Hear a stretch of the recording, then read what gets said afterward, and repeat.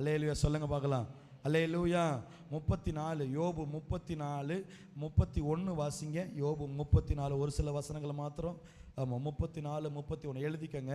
34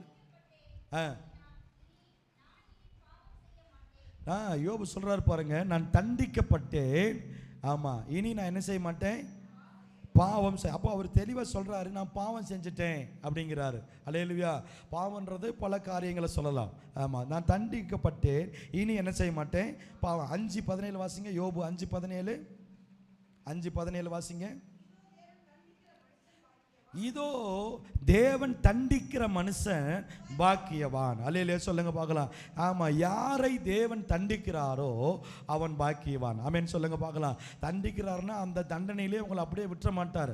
ஆமென் சொல்லுங்க பார்க்கலாம். நிச்சயமாக உங்களுக்காக சோத்திர ஒரு ஆளை கர்த்தர் எழுப்பி அவங்க ஜெபிக்கும் பொழுது அந்த தண்டனையிலிருந்து தேவன் உங்களை விடுவிப்பார். நீங்கள் பாக்கியவான்களாக பாக்கியவதிகளாக இருப்பீர்கள். ஒரு